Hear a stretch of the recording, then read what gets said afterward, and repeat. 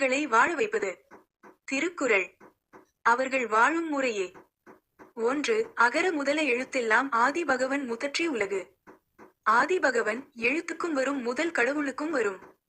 இந்த அகில அண்டத்தையும் யார் முதலில் படைத்தார்களோ அவர்கள்தான் முதல் தெய்வம் ஆதி பகவன். தமிழில் உள்ள அனைத்து எழுத்துக்களும் ஒரு வார்த்தையில் ஆரம்ப எழுத்து முதல் முடிவு எழுத்து வரை உள்ள அனைத்து எழுத்துக்களும் ஆதி பகவன் கொடுத்தது.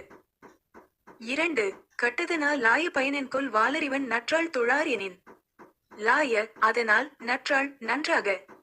படிப்பதனால் என்ன பயன், எதற்காக படிக்க வேண்டும் என்பதை முதலில் தெரிந்து கொள்ள வேண்டும். தமிழில் உள்ள அனைத்து எழுத்துக்களும் இறைவன் கொடுத்தது. அப்படி என்றால் அந்த எழுத்துக்கள் மூலம் வரும் வார்த்தைகள் அனைத்தும் இறைவனை தெரிந்து கொள்வதற்காக இருக்க வேண்டும். அப்போது தானே இறைவனை பற்றி நன்றாக தெரிந்து கொள்ள முடியும். அப்போது தானே நமக்கு எது தேவை எது தேவையில்லை என்று புரிந்து கொள்ள முடியும். இறைவனை பற்றி தெரிந்து கொண்டால் இறைவனின் திருவடியை மனதார நினைத்து வணங்கி விரும்புவோம்.